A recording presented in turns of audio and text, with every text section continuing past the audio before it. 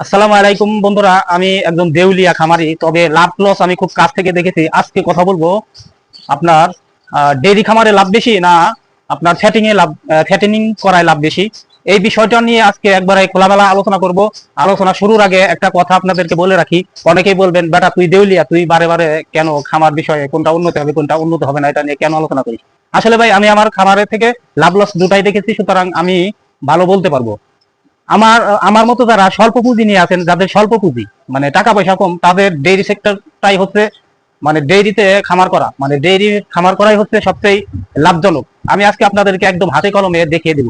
আর যাদের পুঁজি আছে, যাদের ব্যাকআপ আছে, তারা কিন্তু ফ্যাটেনিং এ যেতে পারবেন। কিন্তু আমার মতে ডেইরি দিয়েই শুরু করা উচিত, কারণ ডেইরিটা যদি একবার আপনি দাঁড় করাতে পারেন, তাহলে কিন্তু এখান থেকে যে ইনভেস্টমেন্ট আসবে, মানে টাকা পয়সা ইনকাম হবে, এবং এখান থেকে যে বা গাভীর থেকে যে সার বাছুর গুলো হবে, সেইগুলো দিয়েও কিন্তু আপনি ফ্যাটেনিং এ যেতে পারবেন।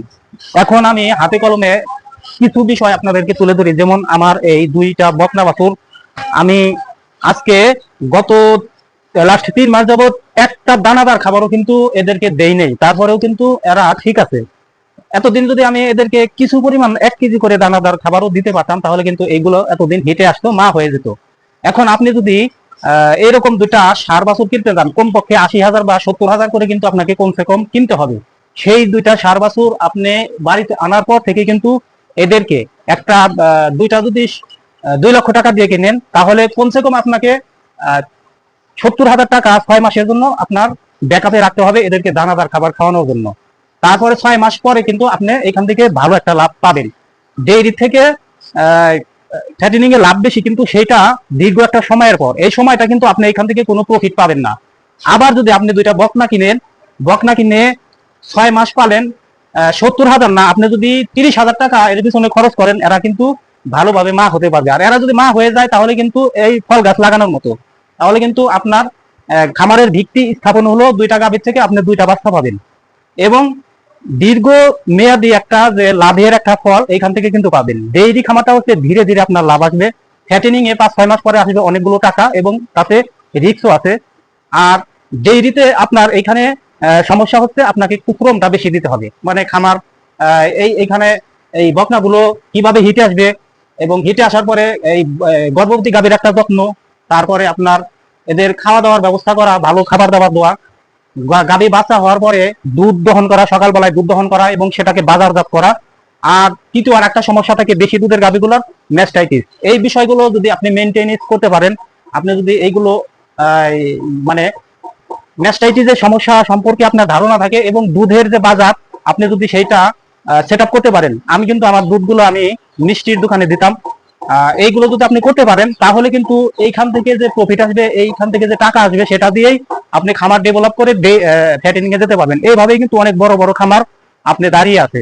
আপনি নাহার ডেইরি বলেন, ডাচ ডেইরি বলেন, তারা কিন্তু ডেইরি এবং ফ্যাটেনিং দুটাই করে, তাদের উৎপাদিত বাছুর দিয়ে এবং বাইরের থেকে ক্রয় করে। আর আপনি যদি এককালীন 4-5 লাখ টাকা ইনভেস্ট করেন, 5টা সার কিনেন বা 4টা সার কিনেন, তাদের জন্য কিন্তু আপনার গরু প্রতি 40,000 টাকা করে ব্যাকআপে রেখে দিতে হবে। তা না হলে আপনি এখানে এই যে বকনাগুলো বেঁধে রেখেছে, 3 মাস যাবত আমি এদের খাবার দিইনি, তারপরে শুধু কাঁচা ঘাস, কলা গাছ ইত্যাদি খাইয়ে মানে করে রাখছি। এখন এদেরকে হালকা ট্রিটমেন্ট দিলেই কিন্তু এরা মা হয়ে যাবে। মা হয়ে গেলে কিন্তু আবার খামারটা ভরপুর হয়ে যাবে।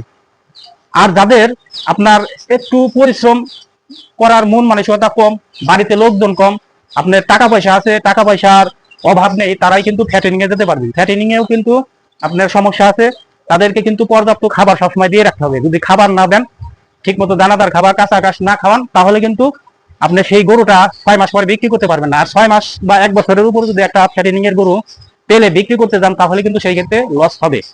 আমি আমার দীর্ঘ অভিজ্ঞতায় বলতে পারি, আমার খামারটা কিন্তু আমি ডেইরি দিয়ে শুরু করেছিলাম। এখান থেকে মোটা তাজাও করেছিলাম। আমার বাড়ির একটি সার আমি 2 বছরে 2 লক্ষ টাকা একটা সার বিক্রি করছিলাম, কিন্তু সেখানে পর্যাপ্ত কিন্তু খরচ লাগে। এই খরচটা আমার এই দুধ বিক্রি করে কিন্তু হয়েছিল।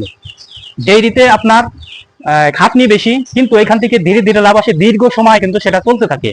হ্যাঁ, অনেকে বলবেন যে আমি এত বক বক করতেছি, আমি কেন লস খেলাম? আমি তো লস খাইছি, এটা আমার ভুলের কারণে। এখানে আমি গরুর উপরে দোষ চাপাইতেছি না, গরু তো আমাকে যথেষ্ট পরিমাণ দিছে, আমার খামার ভরপুর ছিল। এটা আমার দোষের কারণে আমি এখান থেকে ধরা খাইছি। এখন গরুর উপর তো দোষ চাপানো যাবে না। আমি ভালোভাবেই ম্যানেজমেন্ট করা শিখে গেছি ম্যাস্টাইটিস সম্পর্কে, এবং দুধের বাজারও আমি ধরেছিলাম, সবকিছুই ঠিক ছিল, ভুলের কারণে আমি সব হারাইছি। তাই ফ্যাটেনিং আমিও করব, ফ্যাটেনিং এর চিন্তা ভাবনা আছে, কিন্তু তার জন্য টাকা লাগবে। এখন যদি আমার এইখানে সার বাছুর থাকতো, মানে সার গরু থাকতো, তাহলে কিন্তু অনেক আগে বিক্রি করতে হতো। এগুলো যেভাবেই হোক, এগুলো কিন্তু আমি শুধুমাত্র কাঁচা ঘাসের উপর রেখে দিয়েছি। আমার অবস্থাটা একটু পরিবর্তন হলে আমি এইগুলাকে যদি যত্ন নেই, সার গরুতে যে খরচটা লাগে তার অর্ধেক খরচ যদি আমি এই বকনাগুলোর পিছনে করি, তাহলে কিন্তু আমার খামারটা দাঁড়িয়ে যাবে। সর্বোপরি কথা হলো, যাদের পুঁজি কম তারা ফ্যাটেনিং এ যাবেন না, ফ্যাটেনিং এ গেলে ধরা খাবেন। আর যাদের পুঁজি একটু কম বেশি, তারা ফ্যাটেনিং এ যাবেন। পুঁজি কম তারা ডেইরিতে আসবেন, দুইটা বকনা বাছুর কিনে কোনো রকম ফেলে রেখে কাঁচা ঘাস হয়তো অল্প কিছু দানাদার খাইয়ে রাখবেন। এই ফ্যাটেনিং এর মতোই কিন্তু এরাও লাভ হবে। এই বকনাটা যদি আপনি কিনেন, ধরেন এরকম একটা বকনা যদি আপনি 40-50 হাজার টাকা দিয়ে কিনেন, সেই বকনাটা কিন্তু কোনো রকম ফেলে রাখলেও কিন্তু বড় হবে, সার গরুর মতো বড় হবে। তাও কিন্তু 6 মাস পরে 1 লক্ষ টাকা আপনি বিক্রি করতে পারবেন। সুতরাং আমাদের যারা স্বল্প পুঁজি নিয়ে গরুর খামার করতে চাচ্ছেন, আমার জন্য পরামর্শ হচ্ছে, আপনার জন্য আমার পক্ষ থেকে আপনারা ডেইরিতে আসবেন। আমার ভিডিওটি হয়তো আপনাদেরকে ভালো মতো বোঝাইতে পারলাম না, যতটুকু বোঝাইছে যদি ইনফরমেটিভ মনে করেন, তাহলে ভিডিওতে অবশ্যই একটা লাইক দিবেন, চ্যানেলটি সাবস্ক্রাইব করবেন। সকলেই ভালো থাকবেন। আসসালামু আলাইকুম।